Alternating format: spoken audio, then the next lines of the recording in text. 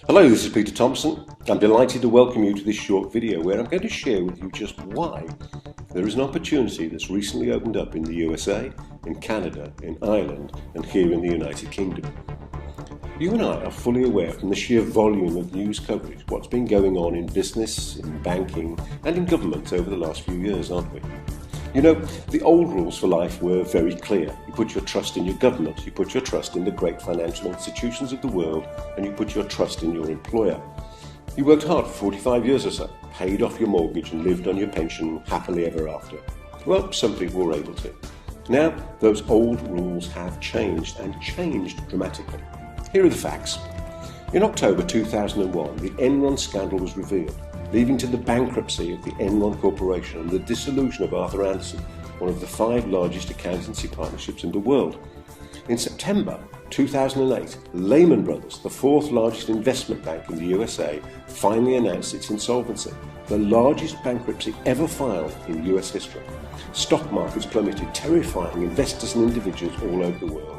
And before long, there was a queue of banks, corporations and other institutions running to the White House with their hands stretched out, whining to be part of the bailout. What a pathetic and disgusting display of dishonesty and greed and deceit. But not just in the US, no. In the United Kingdom, in 2008, Northern Rock Bank was nationalised by the British government due to financial problems caused by the subprime mortgage crisis. We've seen the mis-selling of insurance. For example, in 2012, Lloyds TSB announced they put aside £3.6 billion to cover the cost of compensating customers who'd been missold payment protection insurance. And it goes on and on.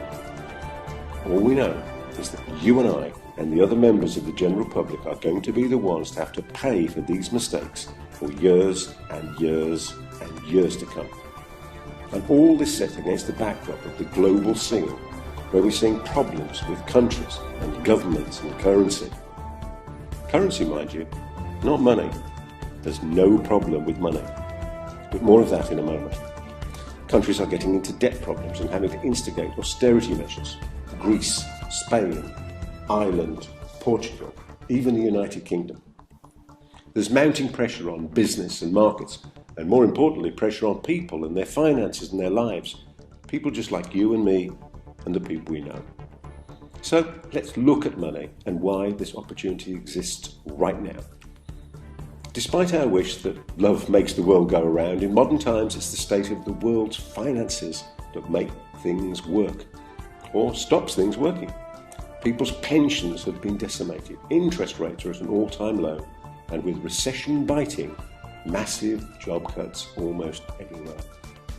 So what about money? What actually is it? Well, you and I remember, if only from our school days, that the major currencies of the world were backed by the equivalent amount in gold. Then, on August the 15th, 1971, under the presidency of Richard Nixon, the United States on its own took the US dollar off the gold exchange standard. Simply put, the value of the US dollar had previously been pegged to the price of gold. Now it was allowed to float, and more and more and more dollars were printed without being backed by gold. And the same is happening today, as you and I have seen. Not surprisingly, the more currency that is printed, the less it's worth. Britain followed suit by unpegging its currency from gold, and so did the other industrialised nations of the world. This became the norm. So instead of currency being backed by precious metals, they became backed only, and this is so important, they became backed by the promise of governments. Now, I don't know about you, but without being political in any way about it, one of the last promises I'm going to hold any store by is a government promise. Just look what happened between July 1999 and March 2002. The then Chancellor Gordon Brown sold 395 tonnes of Britain's gold reserves for $3.5 billion. That same gold, if we had it today, would be worth $19 billion. Enough to solve many of the problems the United Kingdom economy faces right now. So let's look at money and the difference between money and currency. Money, real money, is not this stuff, it's not bits of paper. Paper is paper. It's the same stuff you read your morning news on, the same stuff you write your letters on, exactly the same stuff you store on a roll in your kitchen and your bathroom, just paper. Its intrinsic value is next to nothing, it's just paper. Money, on the other hand, is real money. Gold and silver and precious metals. Think of it like this. You go to a hotel and your room is not ready. So you leave your bags with the porter. He stores them in the luggage room and gives you a ticket so that you can get them back. Your bags are the money. The ticket is just a piece of paper with an implied promise. A promise you'll get your bags back when you want them. The paper, the ticket is the currency, your bags are the money. There's a solid link between the two, isn't there? However, what the governments of the world have done is break the link between your luggage and the receipt. And all you and I have left is currency, the paper. Look what happened in Germany in 1923. The German mark became so devalued because it wasn't pegged to gold that people lit fires with it and papered their walls with it. Why? Because it's only currency, only paper. It's not money. Okay, enough of the history lesson. What about the opportunity I mentioned at the start? Well, those old rules, those external rules, those now proven counterfeit rules of trust in government, institutions and corporations have been broken, damaged beyond repair. No one buys into the lie anymore. But all is not lost.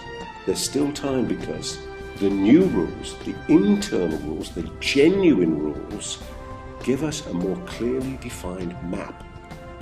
And with that clarity, there is no resistance. They show us that real financial security lays within you, not outside of you. And more importantly, it's within easy and simple reach from wherever you are right now. Yes, from wherever you are right now. If you have the right vehicle, with the right opportunity, with the right system, with the right people, at the right time. Wouldn't you just reach out and seize true financial security if you could? You'd just do it, wouldn't you? I mean, who wouldn't? Wouldn't you like to be playing by the new rules? Wouldn't you just love to be master of your own destiny? Wouldn't you just want to have total control of your own financial future? Remember, under the new rules, your true security lies within you, just waiting to be released. Just get back to the friend who gave you the link to this video. They'll show you how.